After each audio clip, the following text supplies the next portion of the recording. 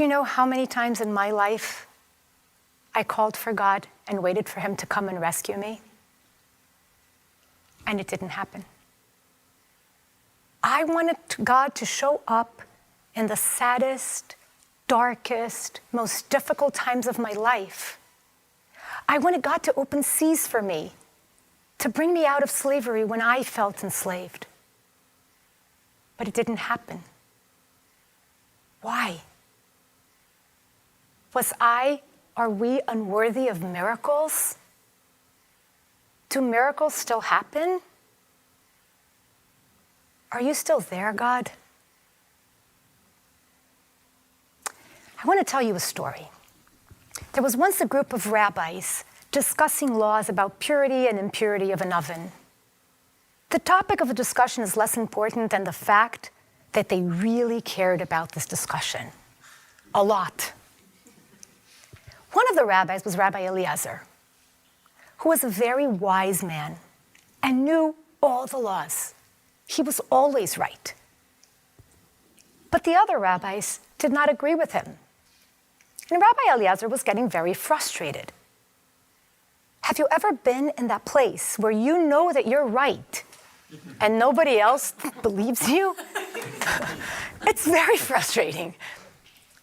So Rabbi Eliezer decides that he's going to prove to all of the other rabbis that he's right. And he says, if I'm right, this tree is going to move.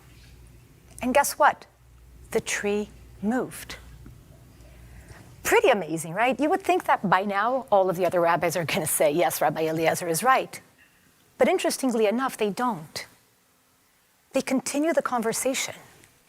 Rabbi Eliezer now gets even more frustrated than he was before.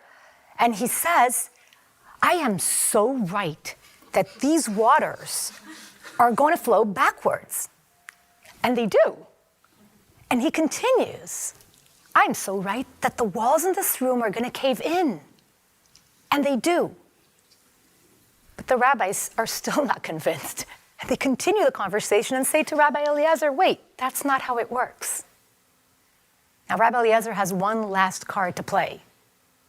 He calls on God himself to come down and tell everyone else that he, Rabbi Eliezer, is right. And so we hear a bat kol, a voice from heaven, coming down and saying, מה לכם אצל ברבי אליעזר, שחלכה כמותו בכל מקום? What's your problem with Rabbi Eliezer? The law is like him in every instance. To which one of the rabbis looks up and says to God, hey God, remember when you gave us the Torah? You told us that it was not in heaven anymore, that it was now in our hands, that we needed to study it, to find ourselves in it, to find answers in it, to find you, God, in the text. We're doing just what you told us to do. There are many lessons to be learned from this story, but I think one of them is that there had been a shift in how we related to God. It would not be about calling for God and asking him to make miracles for us. We would now have to find God not in the loud miracles, but in the quiet ones, in the details of our lives, in relationships, in opportunities to engage that God allows us to have. Does that mean that it was a weaker relationship with God? I don't think so, but I certainly think that it is a much more mature relationship.